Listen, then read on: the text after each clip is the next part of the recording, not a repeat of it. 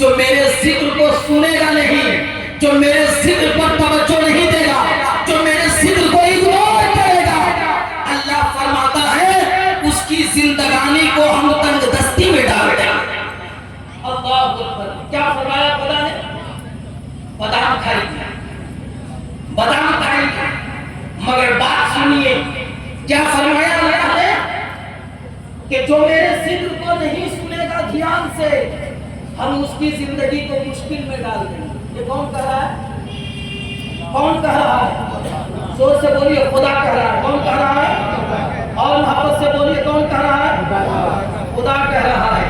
खुदा रोजी देने का मालिक है, खुदा आसमान का खालिक है, जमीन का खालिक है, हमारा खालिक है, आपका खालिक है। जब वही कह रहा है कि तुम अगर मेरे जिक्र को ध्यान से नहीं सुनोगे तो हम तुम्हारी जिंदगी को मुश्किल में डाल देंगे, तो अब आप समझ लीजिए हम नहीं जानते कि फतेहपुर में कितने लोग अजान जब शुरू होती है उस वक्त कितने लोग अपनी गुफ्तगू को बंद करके अजान को खामोशी के साथ सुनता है और अजान का जवाब देता है। फिर अजान जब खत्म होती है तो अल्लाह की बारगाह में जबीने अकीदत झुकाने के लिए दौड़ करके अपने इबादतगाह और मस्जिद की तरफ जाता है। मैं नहीं जानता, मैं सजदे करने के लिए नहीं आया हूँ, लेकिन अगर आप चाहते हो तो मुबारकबाद का लाइव हो, और अगर अजान सुनते हो और अजान होती है और अजान का जवाब नहीं देते हो, अजान को खामोशी के साथ नहीं सुनते हो, अजान का एहतराम नहीं करते हो, जलसा होता है मगर जिक्र खुदा होने के वक्त अगर गुफ्तगू करते हो, दुनिया की कोई ताकत तुम्हें मुश्किलों से निजात नहीं दे सकती। ये खुदा कह रहा है। फ़इन्नहु मईशतन क़हक़ा वनहशुरुहु। देखिए ये चचा जा रहे हैं, इनको बात अच्छी नहीं लग रही है, उनको अब समझ में आएगी बाद में। वनहशुरुहु यौमल क़ियामति अमा। ये दुनिया का मामला है मेरे जनाब कि यहाँ जिंदगी मुश्किल में आ जाएगी, और जब मरोगे ना तो अल्लाह तुम्हें अंधा बना करके उठाएगा। अगर ये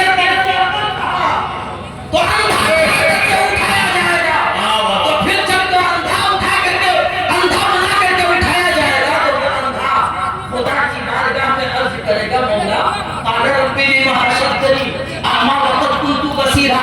हे अल्लाह, मुझे तूने दुनिया में भेजा था तो आंख में नूर दे करके भेजा था, रोशनी दे करके भेजा था, अखियारा बना करके भेजा था।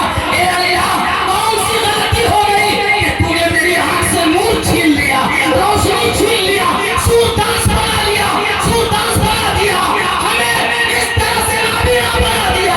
तो रब की जानिब से आवाज आएगी, जवाब मिलेगा, काला कदालिका अतता आयातुना फनसीतहा व कदालिका यौमा तुनसा।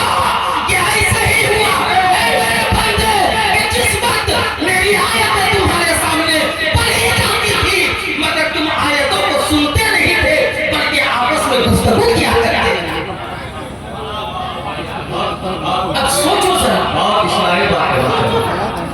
अब सोचो जरा, ये खुदा का ऐलान है, खुदा ने फैसला कर दिया है कि अगर तुम मेरे जिक्र को नहीं सुनोगे तो तुम्हारा हश्र है। लेकिन अब भी कुरान तुम्हें एक पैगाम देता है। इतनी सारी मुसीबतें, आज ट्रेन में चलो तो ट्रेन में जान महफूज नहीं, अपने शहर में रहो तब अपनी तुम्हारी जान महफूज नहीं। तुम कमाने के लिए कैसे जाओगे आज सोचना पड़ता है। मुसलमानों को कि कमाने के लिए जाए कैसे, किस तरह से हम रोजी हासिल करें। सुनो, कुरान कहता है, आप सुनना चाहेंगे कुरान की इस आयत को? कितने लोग, दो चार लोग सुनना चाहेंगे? वो लोग मोहब्बत से सवाब की नीयत से बोले सुभान अल्लाह। जो लोग चाहते हैं कि मुसीबत से निकलने का रास्ता कुरान बताए और हम सुने, वो लोग एक मर्तबा और अल्लाह की हम्दो सना बयान करें और पूरी ईमानदारी के साथ बोले अल्हम्दुलिल्लाह।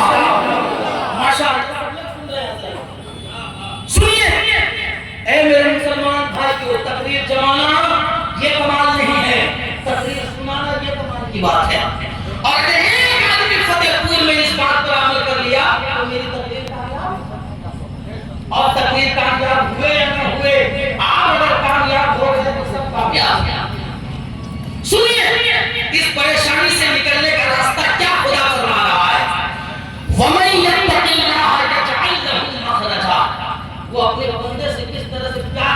साफ फरमा रहा है, मेरे बंदो तुम परेशानियों से दो चार हो गए हो, दिल तुम्हारा बैठता जा रहा है, तुम्हें रास्ता नजर नहीं आ रहा है कि हम किस रास्ते पर चले कि मुसीबत से हमें छुटकारा मिले।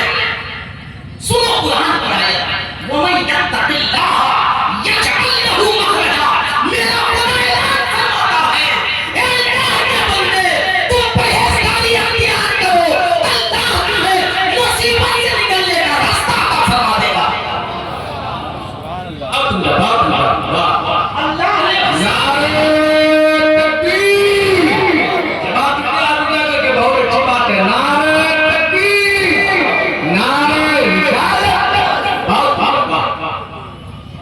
अल्लाह ने क्या फरमाया, तुम परहेजगारी अख्तियार करो, परहेजगारी अख्तियार करो।